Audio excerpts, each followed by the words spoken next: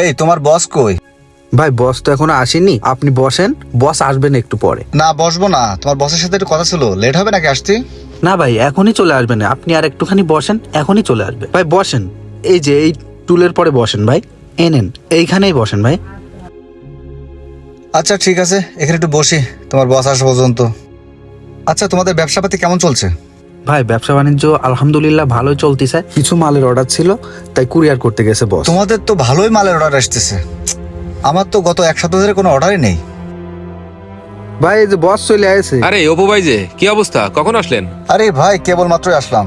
তা কি মনে করে ভাই আমার দোকানে? ভাই একটু কাজে আসলাম আপনার কাছে। আসলে গত 1-2 সপ্তাহ আমার কোনো কাজই নেই, আপনার যদি কোনো বাড়তি কাজ থাকে তাহলে আমার একটু দিতে পারতেন। ও হ্যাঁ অপু ভাই, আমার আসলে বেশ অর্ডার আছে, আমার কর্মচারী যারা আছে এরা কাজ করে পারতেছে না, তো আমার কাজ করার পরে বাড়তি যে অর্ডার হয় আমি আপনারা দিবানে, আপনি কাজগুলো করে দিয়ে নেন। সোহেল ভাই, হ্যাঁ ভাই।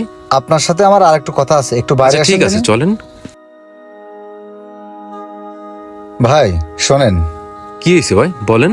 সোহেল ভাই, আমি যখন থেকে আসছি তখন থেকে ওই ছেলেটা ওইভাবে মোবাইল ঘাঁটতেছে। ও কাজ করবে কখন আর ওই মোবাইল ঘাঁটবো কখন? ও এই কথা ভাই, ও কাজ করে, এখন হয়তো বা কাজ নেই তাই মোবাইল নিয়ে ঘাটাঘাটি করতেছে, ও নিয়ে আমি কিছু মনে করি না। ভাই কাজ থাকুক বা না থাকুক, কর্মচারী সবসময় প্রেসারে রাখতে হয়, না হলে ওরা বেয়াড়া হয়ে যায়। ভাই ওর যতটুকু কাজ ও ততটুকু করে, ও কাজ করার পরে কি করলো কি না করলো ও নিয়ে তো প্রেশার দেওয়ার কিছু নেই।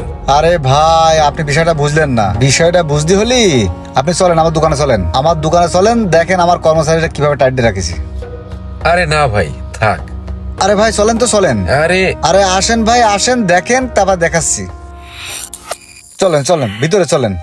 সোহেল ভাই আপনি এই জায়গায় বসেন, দিনই এই জায়গায় বসেন। এই রাব্বি, জি ভাই।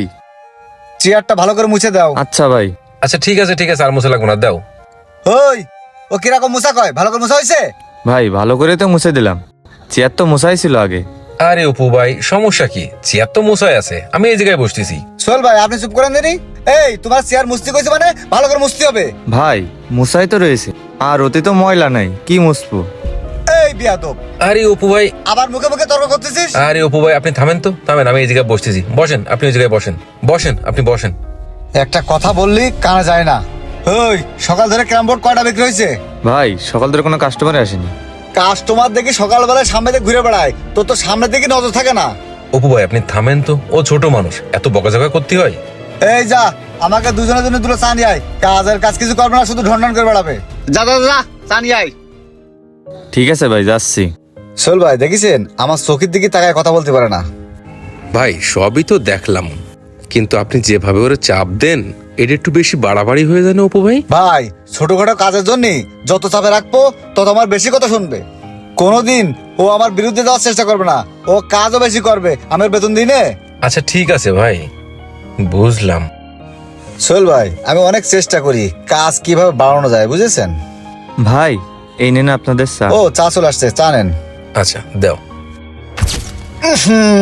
এই এ কি চা নিয়ে আসছিস রে? তুই জানিস না আমি কিরকম চা খাই? ভাই জানি তো আপনি কিরাম চা খান, কাকারে কইলাম ওইরাম চা বানাই দিতি। কইলি মানে কাকারে কিরকম চার কথা কইছিস, তাহলে চা এরকম কেন? ভাই তা আমার কি দোষ, চা কি আমি বানাইছি? আবার তর্ক করতেছিস? তুই তো চা আনতে গেলি, যা দেখে আনবি না? ভাই বুঝলাম না, চা কি দেখে বোঝা যায় চা কিরকম হয়েছে? চা কি আমি খেয়ে আসবো নাকি? তোর এক চড়বে দাঁত মুখ খুলে ফেলা দেবো বিয়াদব, তুই আবার মুখে মুখে তর্ক করতেছিস। মুখে মুখে তার করবো না, তা কি করবো? আপনি মালিক আমি বসে থাকবো না, আমিও দিবানে। এই তুই কি করলি, আমার খেয়ে আমার প্রতি আমার গায়ে হাত দিতেছিস? আজকে তোরে না আমার কোনো কথা নেই, আজকে তোরে মারবই। এই অপু ভাই আপনি বসেন তো, বসেন। ভাই দেখেছেন দেখেছেন ও আমার দিকে হাত তুলেছে।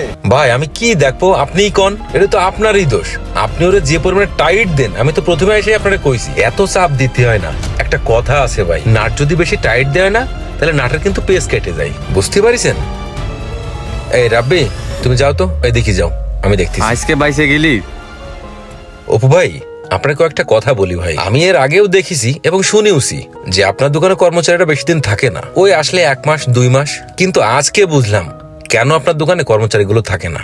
আপনার এই অতিরিক্ত চাপে এরা চাপগুলো সহ্য করতে পারে না, এরকম চাপ দেওয়া ঠিক না ভাই।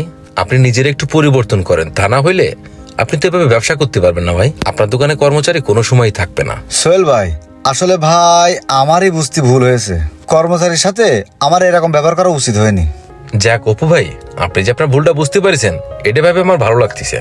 নেক্সট টাইম আপনি আপনার কর্মচারীর সাথে এরকম ব্যবহার আর করেন না, ঠিক আছে? তাহলে কি হবে, আপনার কর্মচারীরা আপনার দোকানে সুন্দরভাবে কাজ করবে, আপনার যে কাজগুলো হয় কাজগুলো সুন্দরভাবে করে দিতে পারবে, আপনার অর্ডার পাত্রেও কোনো অভাব হবে না, ব্যবসাটা সুন্দর হবে ভাই। আর আপনার ব্যবসাটা সুন্দর হলে আপনিও খুশি থাকবেন, আপনার কর্মচারীরাও খুশি থাকবে। হ্যাঁ ভাই, আমি বিষয়টা বুঝতে পারিছি।